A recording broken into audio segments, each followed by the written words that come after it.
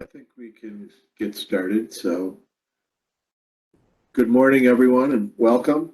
My name is Dave Benke. I'm the Director of the Resource Management and Assistance Division here at the Pollution Control Agency. And I want to welcome all of those who are returning for our conversation on post-closure care and for anyone who is joining us for the first time.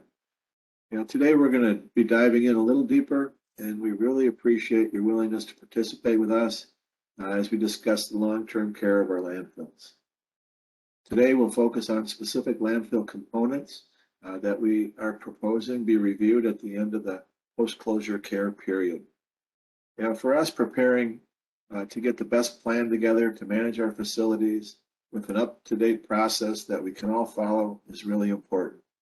Whether you're a regulator like the agency, or local units of government issuing permits, or facility landowners, consultants, local governments, or other interested parties, we want to hear from you.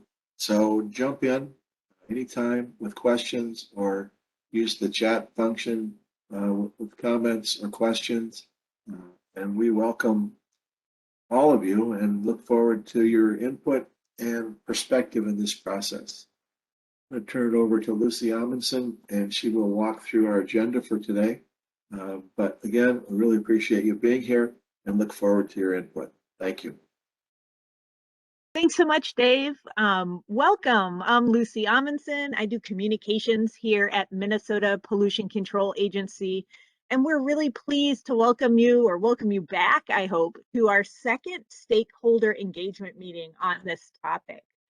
So looking ahead at this agenda slide, you can see we're going to roll into the purpose of this meeting, then give us all a little refresher take from way back in the spring meeting, and then move on to the evaluation section. During this meeting, you'll have a lot of opportunities to ask questions and give your valuable input. And I also want to note that we are recording this meeting today, so we can share this information with others that can't attend. Next slide, please. You've already heard from Dave Benke, our division director, other presenters, well, myself, Lucy Amundsen, Beth Gowries, from a supervisor in solid waste permitting. We have Laura Pugh, a hydrologist solid waste permitting. We have Cliff Shirk, an engineer in our solid waste permitting. And behind the scenes today, we have Lauren Lewandowski and Dan Amat, who will be helping make everything run smoothly. Next slide, please. You probably are really familiar now with how to comment in these virtual public meetings, but we do have a couple options for feedback. At certain points in the meeting, when directed, you can use the chat box. The chat box defaults to the everyone, and if you can keep it on there, so we would hate to lose your comment. You can also unmute yourself and offer your question that way, and that goes for our cell phone users as well. Can I have the next slide, please? Let's see. So let's see, for those raising your virtual hand, we're going to call on as many participants as possible. And we'll give you about a minute to state your question or comment. So with these housekeeping items out of the way, I'd like to introduce you to my colleague, Beth Gowries. And now that we've heard the rules of the road, I'll turn it over to her. Thanks, Lucy. Hi, I'm Beth Gowries. I'm with the Solid Waste Permitting Unit.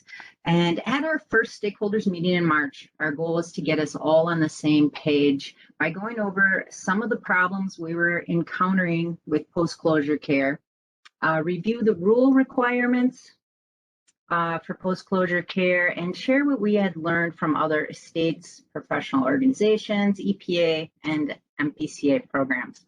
Today, as Dave said, we're drilling down a bit and proposing to review some landfill evaluation components, such as cover, gas, leachate, and environmental media monitoring that can be reviewed using the data that you've been collecting over your post-closure care period and discussing the goals to exit post-closure care. Next slide, please. After being in post-closure care for 20 years, how confident are you that you will exit post-closure care? Do you worry that contamination in your environmental monitoring system, the continued collection of leachate, or the new housing subdivision across the road might affect your ability to exit post-closure care? Or maybe you think that at the end of 20 years, you're all done with your landfill. These are some of the questions that we're trying to answer through the guidance document that we're developing. Next slide, please.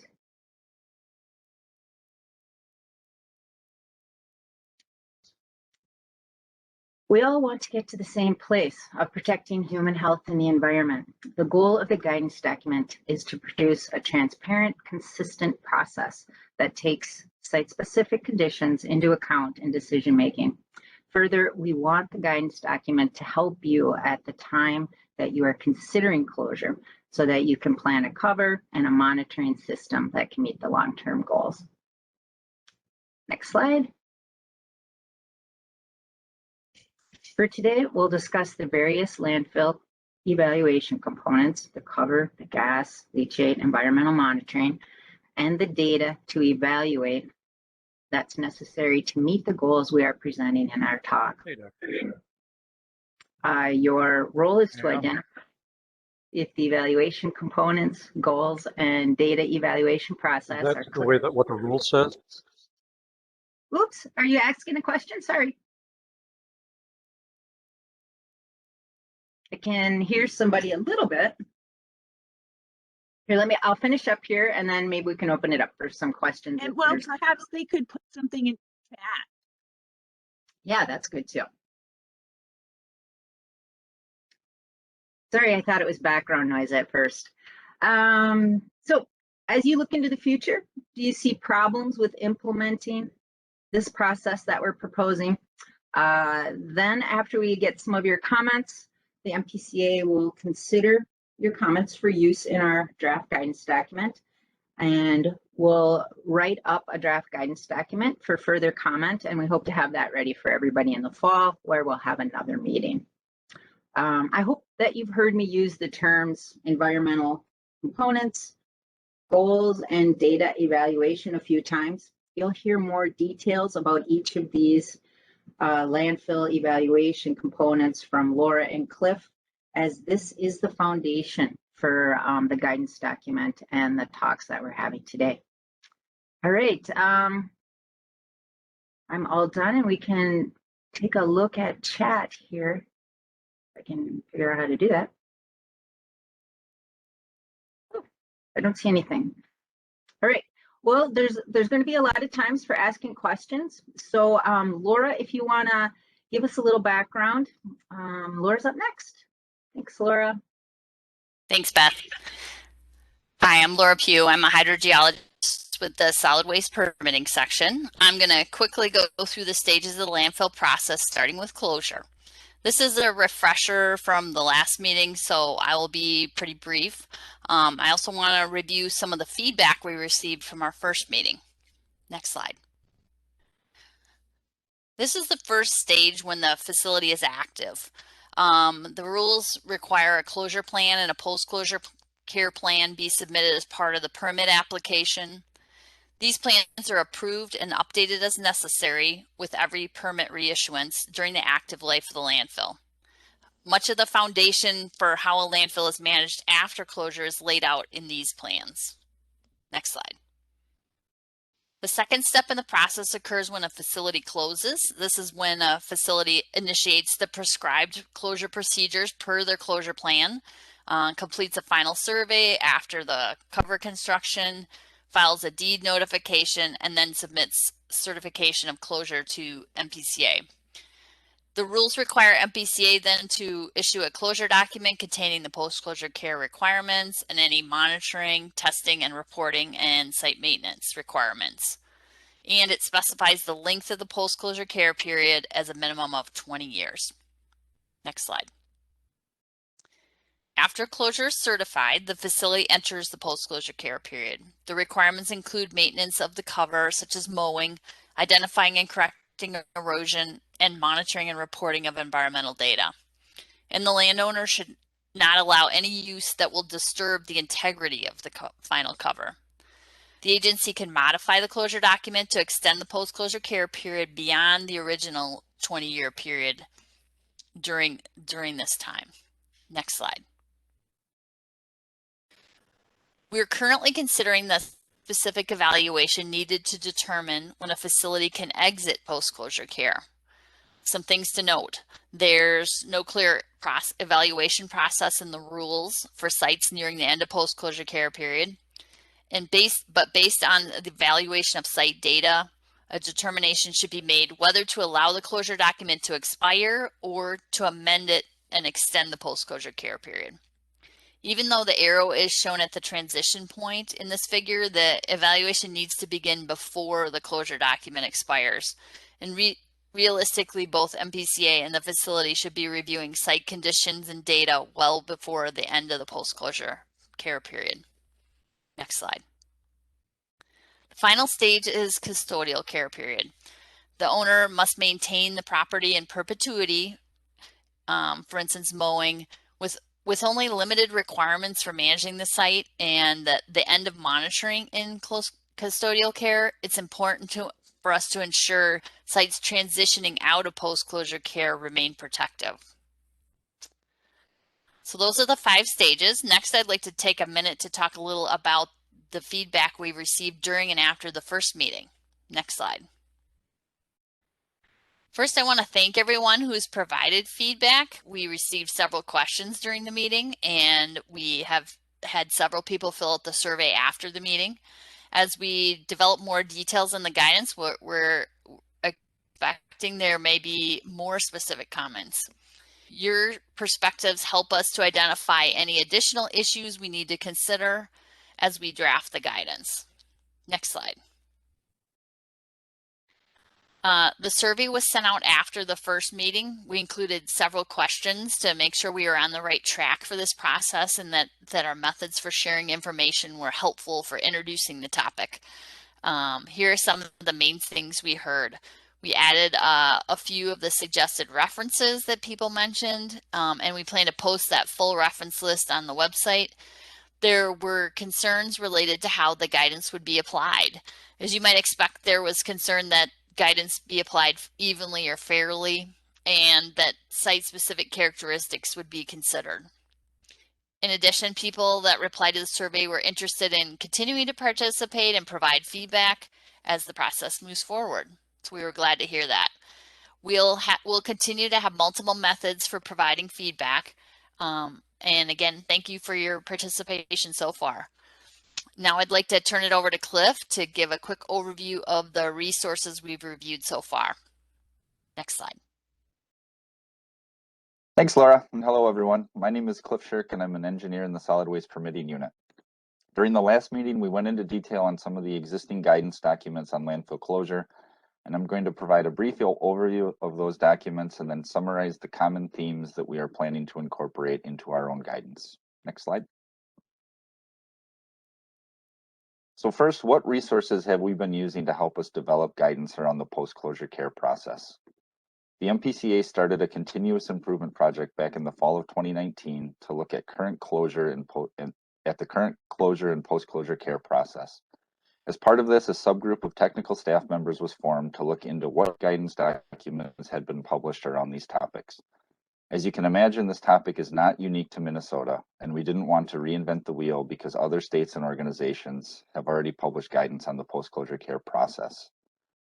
The Interstate Technology and Regulatory Council, or ITRC, published a comprehensive document in 2006 on site-specific data evaluations for the post-closure care period at municipal solid waste landfills. This document provided a framework for the evaluation components we'll be presenting later in this presentation. The US EPA has also published some guidance around this, though it's specific to hazardous waste landfills. You do see the same themes in that document that are in the ITRC document, and this was a great resource for us. We also looked to some of the trade or professional organizations like SWANA and NWRA who have published technical or position papers on this topic. And then we looked to other states, specifically Florida, Kansas, Washington, Wisconsin, and Ohio, to see what they have incorporated into their own guidance documents. And then we also look to other programs within the MPCA, specifically the Superfund program and the closed landfill program, to see how they deal with things like site evaluations and implementing institutional controls. Next slide. After reviewing all of these resources, we found that there are a few common threads that run through many of them. Specifically, the first 4 criteria shown here: gas generation, leachate generation, landfill final cover, and environmental monitoring, are important when considering a performance-based approach to evaluating closed sites and then determining whether these sites are eligible to leave post-closure care. When we're considering these criteria, we want to make sure that these can be applied consistently for making site-specific decisions about when sites may exit the post-closure care period. We also want to make sure that there's some flexibility built into the process, as we recognize that no 2 sites are the same. This is where the site-specific considerations would come into play. For example, the landfill characteristics, the physical setting, and current and potential receptors. So that's a summary of the documents that were reviewed and the evaluation components that we'll be presenting during the rest of the presentation. And now I'll turn it back to Lucy for a check-in on the agenda. All right, well, thanks so much, Cliff. After that review, we just really want to circle back and check in, see if there are any initial comments or questions. So you're invited to raise your virtual hand right now. You can type into chat, keeping it on the everybody section. Or if you're on the phone, you can unmute yourself to ask a question. So now we'll sit in some uncomfortable silence until one of you asks a question.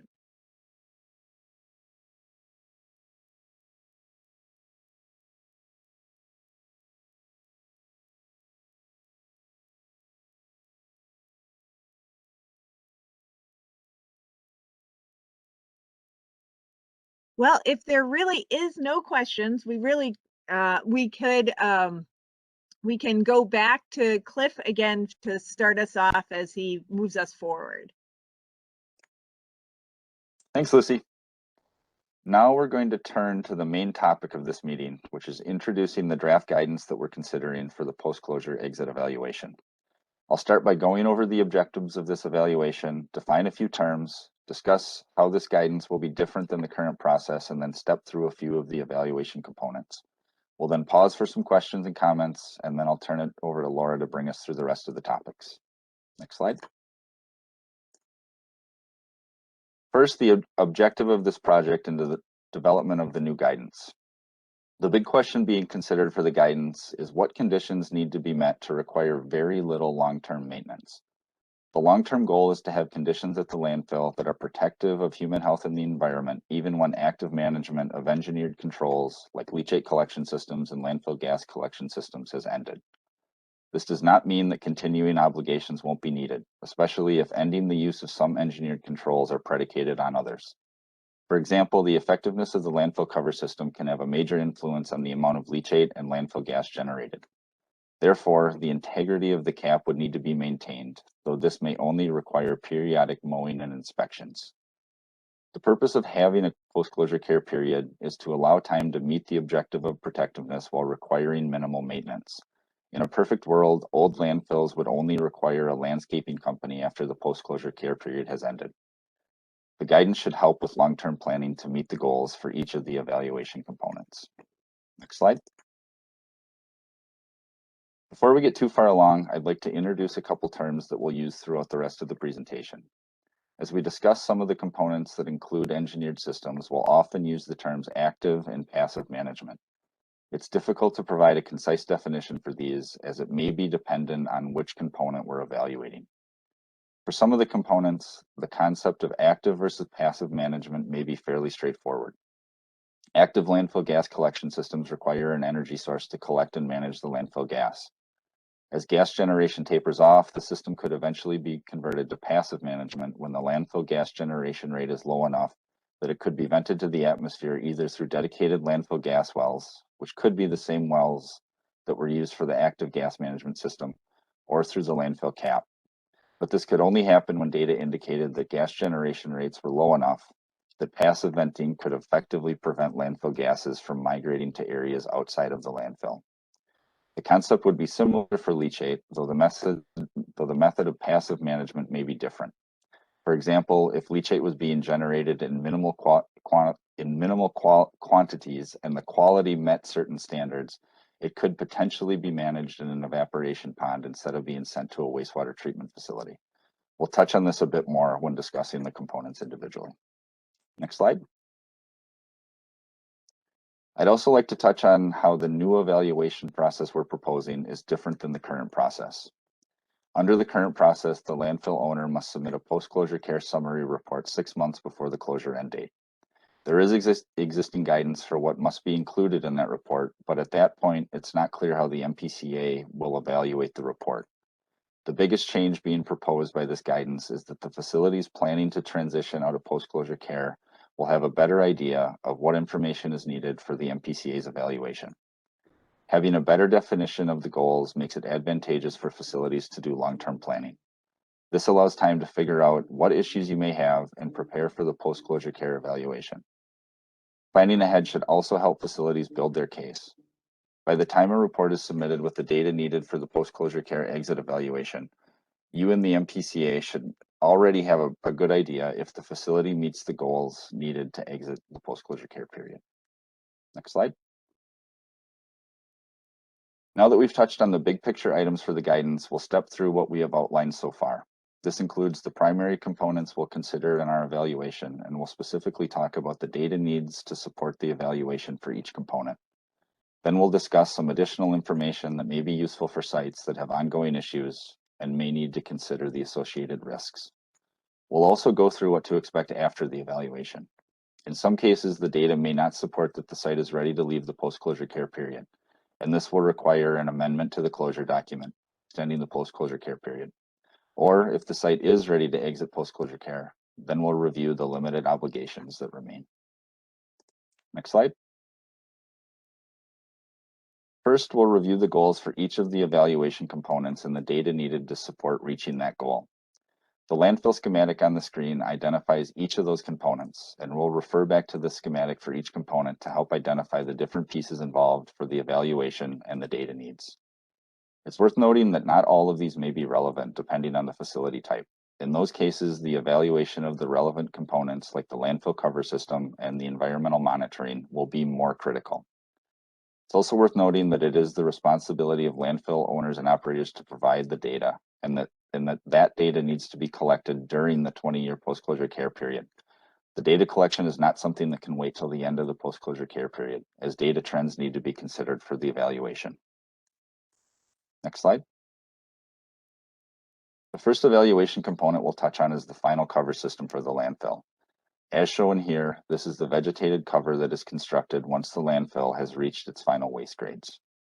Next slide. The goal for the cover system is to achieve long-term stability, which means that the cover is functioning as it was designed.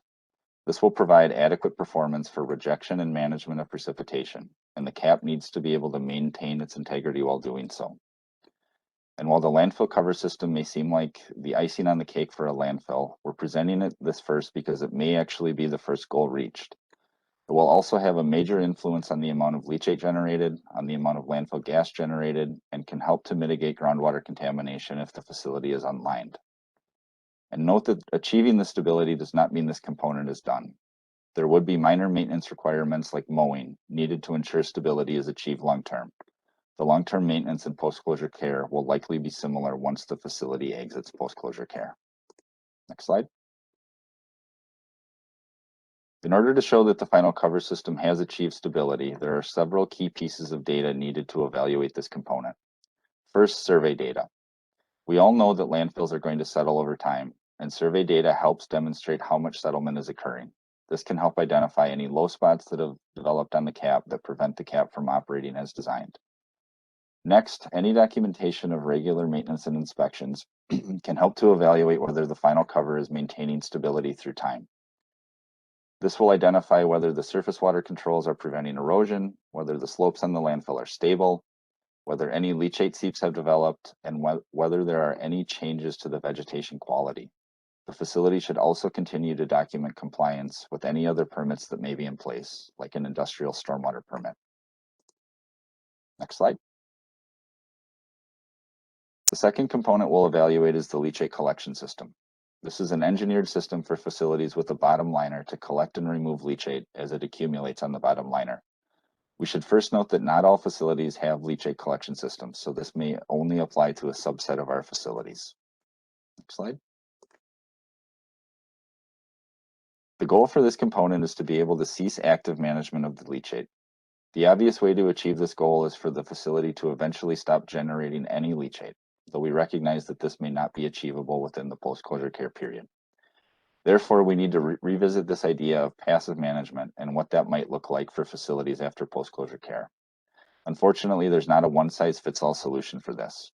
The onus will be on the facility to present a proposed passive management system and what would be required to operate and maintain that system after post-closure care. That system would also need to be demonstrated during post-closure care to show that it's effective. With that in mind, this is a good time to remind everyone of the importance of a good final cover system. It will be very hard to achieve this goal if precipitation is not prevented from entering the landfill waste. Next slide. The data needed to evaluate this component relies on both the quantity and quality of the leachate. As I mentioned on the last slide, the obvious goal would be to completely stop generating leachate, so looking at the data trends in the generation rate over the post-closure care period are critical. If the trends indicate that leachate generation will never completely stop, then the quality of the leachate will be a very important secondary piece of data. If the data indicate that leachate contaminant concentrations are steadily decreasing, then the facility may have more options to consider for their proposed future leachate management strategy, which is the third piece of data needed for the evaluation. For example, if the leachate quality meets other applicable standards, there may be an option to use a leachate pond to passively manage the leachate being generated. Next slide.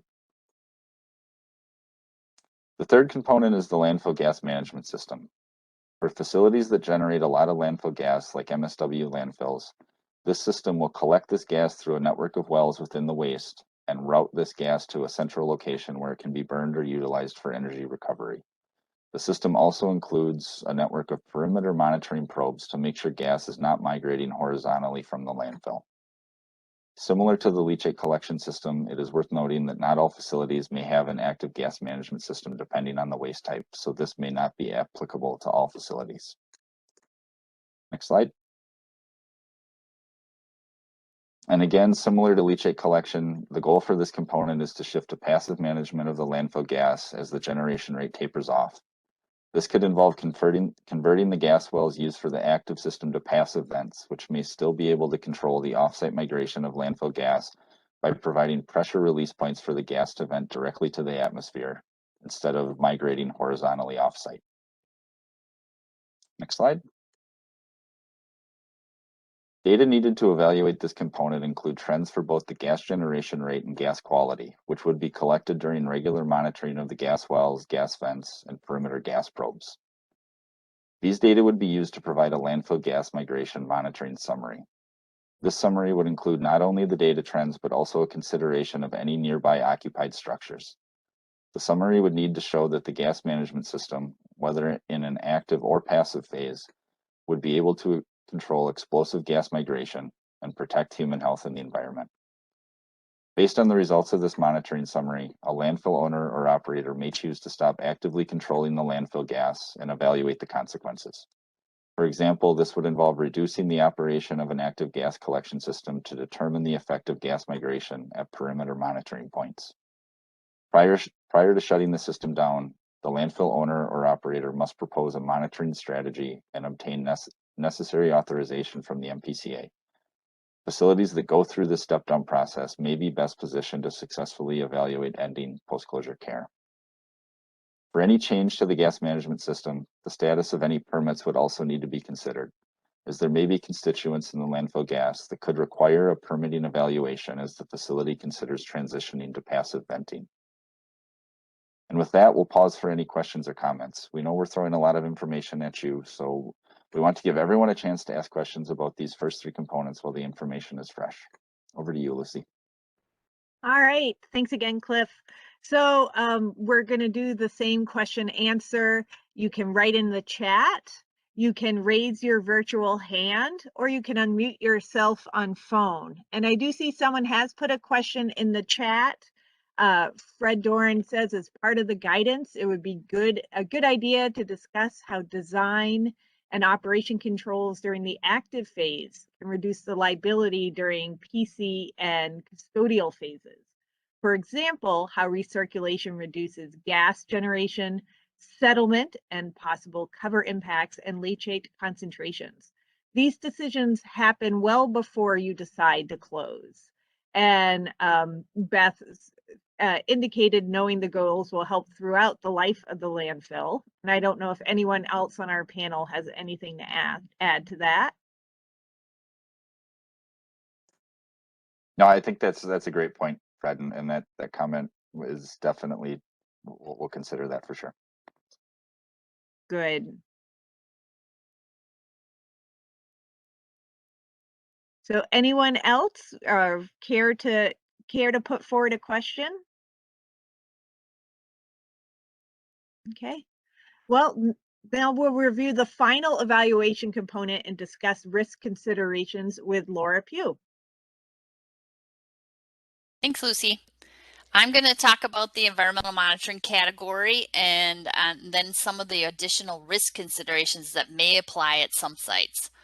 Similar to Cliff's presentation, I'm going to go through the goal in each category and the data needed to achieve them. Next slide. The goal we're looking to achieve with the monitoring data is to demonstrate groundwater parameters are below the established regulatory threshold at the compliance boundary. We consider the regulatory threshold to be the most conservative state or federal health-based value. For example, several of our typical parameters have health risk levels or HRLs developed by the Minnesota Department of Health. Those would be the threshold for those parameters. If surface water monitoring is required at the site, those data should also be considered in the evaluation. Environmental monitoring is particularly important for unlined facilities. This may also be the most challenging category for unlined landfills to meet. For sites that do have leachate and/or gas management systems, the data should also include monitoring after terminating active controls to confirm continued compliance. So if leachate management is converted to a passive system, groundwater monitoring should continue for a period of time after the shutdown to confirm monitoring goals continue to be met. Next slide. Enough data should be collected to establish what releases have occurred and what ongoing risks may be present. Data should be collected over time to identify trends. And if corrective actions have been implemented to address releases at the site, monitoring should be adequate to evaluate the performance of those corrective actions. The one situation that may require some additional thought and planning is related to parameters that are naturally occurring in the environment. For those parameters over the regulatory threshold, it will be important to understand upgrading or background conditions at the landfill. While facilities do not need to address exceedances that are naturally occurring, they need to ensure they are not contributing further to an issue observed in the background conditions. For example, this may involve a statistical evaluation to demonstrate downgradient concentrations are not statistically above upgradient conditions. This brings us to the issue of sites that can't quite meet all the goals described so far. In an ideal world, all the goals we've identified so far with the engineering systems and the monitoring would be met before a site reaches the end of their post-closure care period. Then the evaluation would be pretty easy, but we know that won't be the case in many situations. Some of the sites may have other information that supports the overall objective of the evaluation, which is to demonstrate protectiveness. So now I'd like to go over to review some other risk considerations that sites and the MPCA may consider when performing the evaluation. Next slide. Let's start by identifying situations where additional information would be useful. First, generally the goals for gas, leachate, and cover systems should be met. Let's say leachate is still being actively managed at the end of the post-closure care period. then the facility will likely need to remain in post-closure care in the post-closure care status for longer to ensure the leachate is managed properly. In those cases, the risk considerations may still be helpful for determining how long to extend post-closure care or identifying additional actions that may be needed to help reach the goals. Primarily, the risk considerations, though, will apply to landfills with limited ongoing contamination, particularly for sites with no leachate or gas management systems. In that case, there may be data that support the case to exit post-closure care. But this will require some planning by the facility and communication between the facility and MPCA to determine what information may be useful at that specific site. I'll go through an initial list of possible considerations. Next slide. I want to start by reiterating that the goal related to risk considerations is to be protective, specifically relevant site-specific conditions for potential points of exposure. While we care about these conditions generally when the facility is open and during post-closure care, it takes on a new significance when we consider that after post-closure care, no monitoring will be required and no active management of the site systems will be occurring. The most basic site characteristics are listed on this page.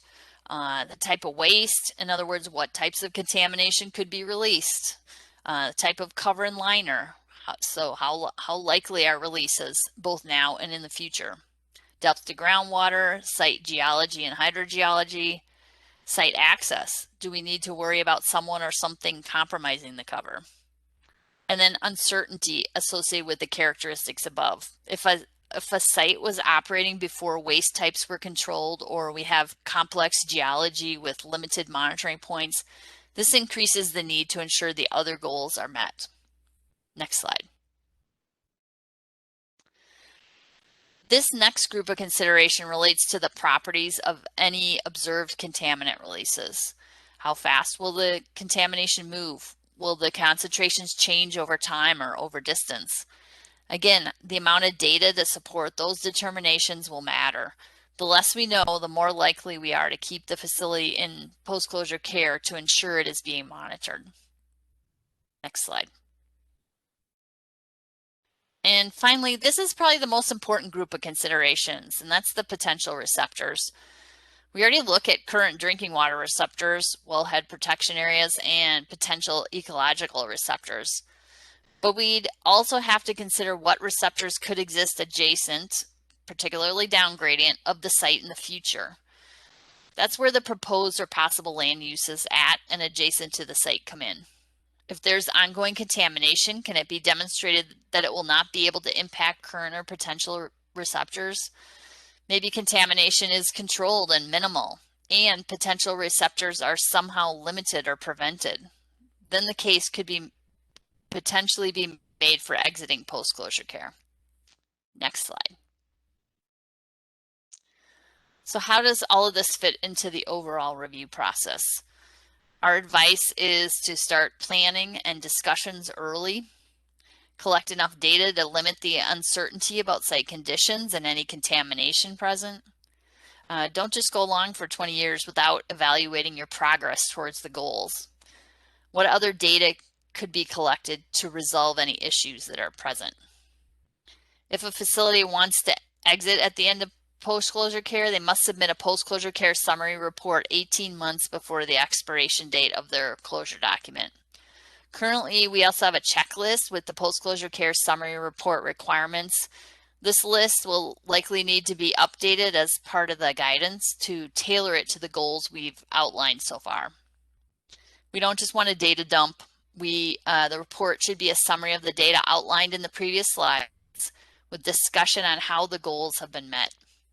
Additional risk considerations should also be supported with data and discussion.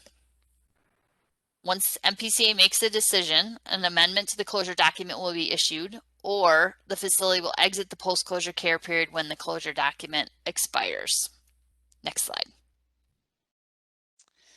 If the landfill requires corrective actions to address contamination or groundwater monitoring or active management of leachate or gas is necessary, then the closure document will be amended with a new expiration date. Currently, we are estimating extensions will be from 5 to 20 years, depending on conditions at the site and the expected timing for meeting the remaining goals. Submittal of the post-closure care summary report may not be necessary if an extension is anticipated and all the required info, such as monitoring data and annual reports, are being submitted. Post-closure care evaluation process will be repeated until a facility is able to exit post-closure care. Next slide.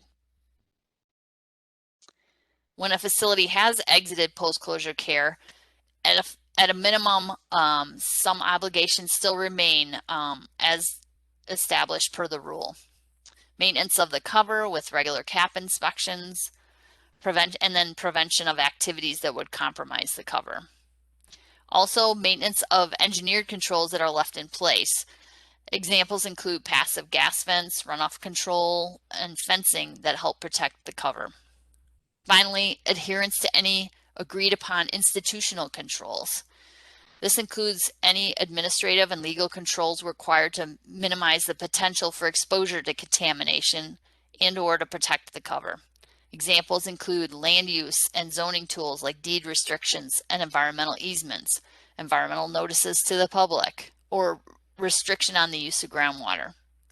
These will be site-specific and established during the post-closure care period. So that's a lot of information. These are the pieces of the guidance we've started considering at this point. Now I'd like to turn it back to Lucy so we can open it up again for any discussion, comments, or questions. All right, thanks, Laura. So everyone, we made it through all that information for today's presentation. So we're back at the questions and comment period.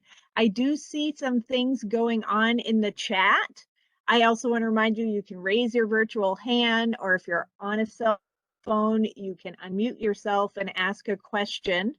So it seems like, let's see, Jeff Yu says, it seems like what the MPCA is saying is that there will be levels of custodial care where maintenance requirements are gradually decreased. For example, custodial care may start out as a reduction in frequency of mowing, monitoring, and going to passive gas management, but still actively treating leachate.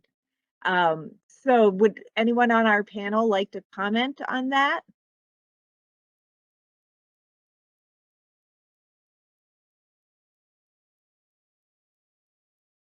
I wouldn't say that there are levels of custodial care. Once custodial care is initiated, any monitoring, the only thing that's still required is mowing and maintenance of the cap and preventing the cap from being, the cover from being compromised. So that is in perpetuity from the time you close.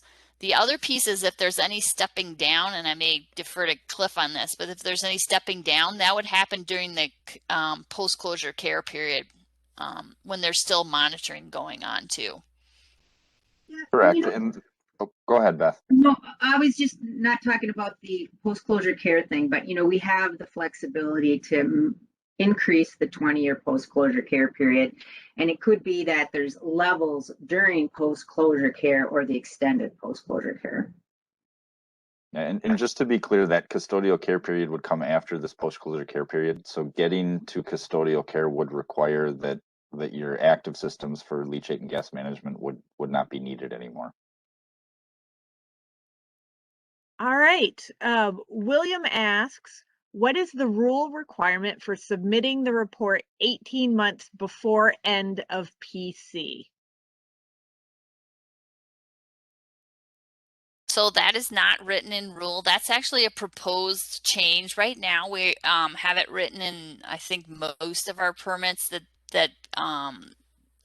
post-closure summary report will be submitted 6 months before the end of post-closure care. And based on our research and discussions so far, we don't think that's far enough ahead of the end of post-closure care. So that's why we're proposing the 18 months. So I guess you could say it's somewhat arbitrary, but as we noted before, we actually really want to start having discussions or considerations of whether the goals are being met well before that. The report would just document what the case is for exiting post-closure care at the end of the period per the closure document. All right. Renell asks, for the custodial care period, what type of documentation is anticipated? Will there be a new permit and some type of an agreement with the MPCA?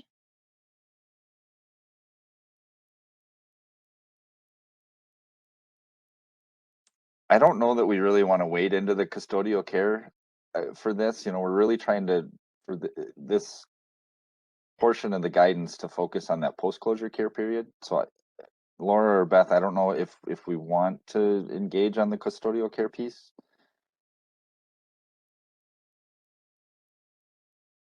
Yeah, I agree. We even debated using that word custodial care because we haven't been working on it, and we're not ready to propose anything for it. But maybe what you're saying is what kind of documentation maybe to enter post-closure care? Maybe you're asking about the report to exit post-closure care. And I don't know if you want to say something about that, Laura or Cliff.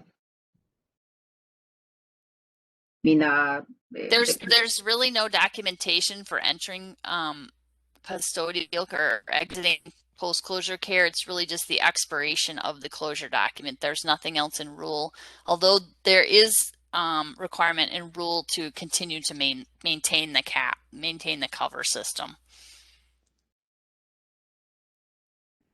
does that do it, Renell?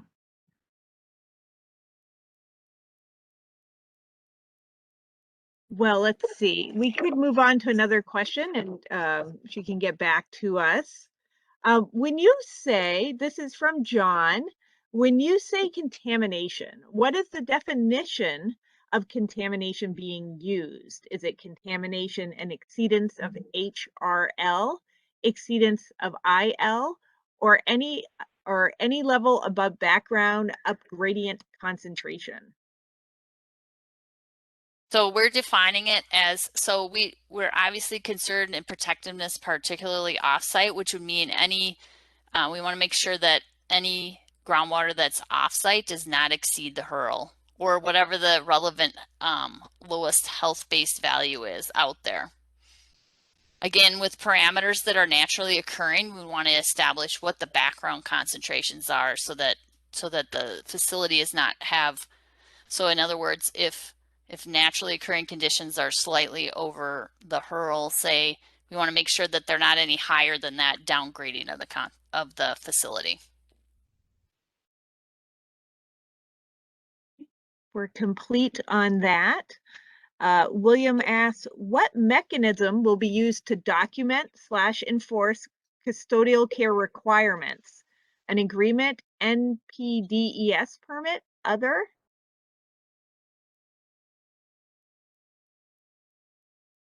Right now, we don't have a document for the custodial care period, but we do have the rules that show that you can't compromise the cover. That's why we're really focused on this guidance, is because we don't want facilities that are having other issues to even get to the point beyond post-closure care, because during post-closure care, we're still monitoring the site and regulating what's going on with any active systems or with any contamination that's occurring. Okay. So Jeff is probably responding to previous comments. So no levels in custodial care period, but levels in PC care requirements defined by an amended closure document, correct? Yeah, that's probably accurate. That's why we're going to be very careful in these evaluations. It's because there's no requirements for monitoring after sites get out of custodial care, or I mean, get out of post-closure care, sorry. Well, And that is a big part of starting this process early, so that if there are different levels that we need to go through during the post-closure care period, that we all know what those are, and that once we get to that end of the period, it's pretty clear whether we need to amend that closure document or not. So we do have some questions for our people who have come to this meeting, to our attendees. One thing we wanted to just blatantly just make sure we are asking, do the 4 evaluation components seem reasonable to you?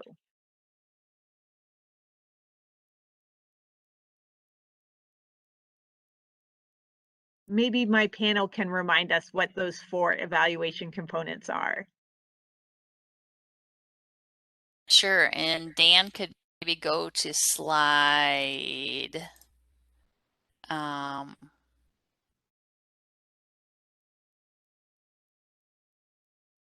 38 has them. Yep. All right. Is there So any, are we missing anything, or is there any other issues with evaluating any of those that people see?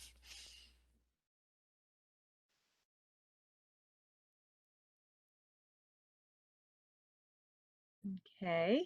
And the good news is you'll have opportunity after this meeting to reach out as well. So we don't mean to put you on the spot, but I guess we are. Do the goals and data needs for each component make sense to all of you?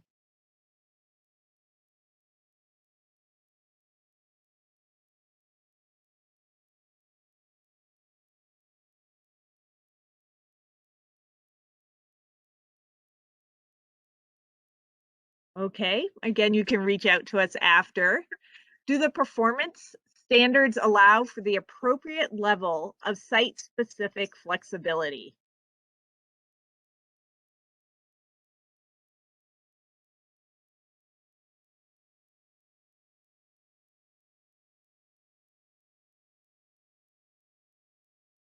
And lastly, do the risk considerations fit with the other goals we've outlined?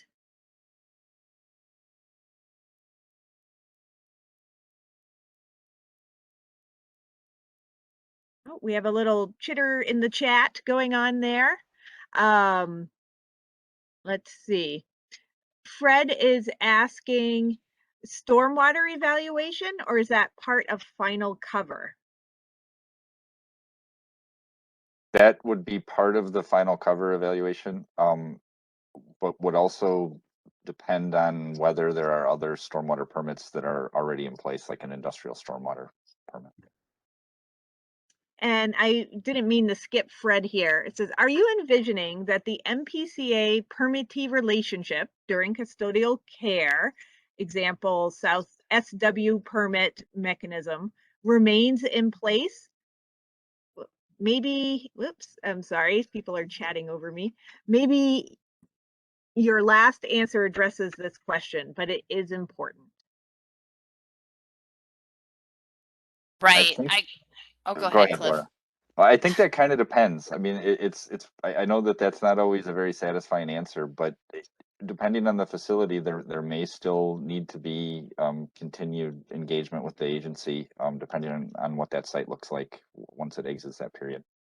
But I would say generally the whole point of going through this is to show these goals and that how important they are, because if you had a site that was literally not generating any leachate or gas, the cover was in place and we have no groundwater contamination, then it can go into custodial care, and really maintenance of the cover is all you should need to do, because you don't have any problems at that point. We wouldn't expect any risks associated with it.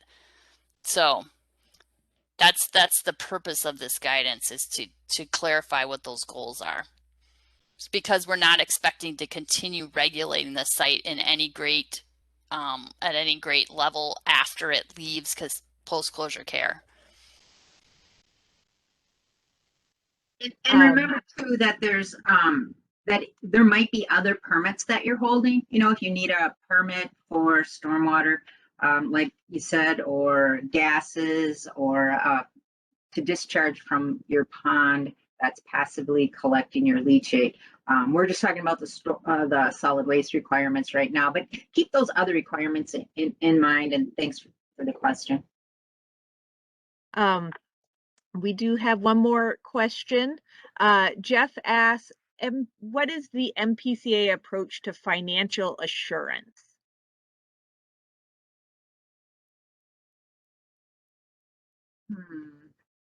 think we might need a financial assurance person to answer that question. So, and I don't know, I think Sherry used to be online. She might know something. But we'll get back to you or answer that question before the next stakeholders meeting. We're not planning on changing anything with financial assurance through the post-closure care period than what's required right now. Well, I'm delighted to see this interaction in the chat. People can, of course, unmute themselves and ask a question. That's another way.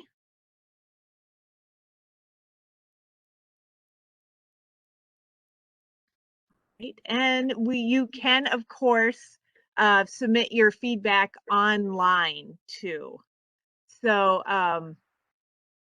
Dan, if we could go all the way back to, or all the way forward to our next slide. There we go. So there'll be an email just like last time so that you can look at all the links that we've talked about, look at fill out a survey comment card or even a recording of this meeting. And the address online right now is one that you can write to and give your comments. You can just take a picture of it with your cell phone if you would like. And next slide. And we'll include, I just want to remind everybody that we're sending out our information through the Gov delivery list for solid waste permitting. I'm assuming most of you are already on that list, but feel free to email this. We'll include this email in our notice that we send out after this meeting.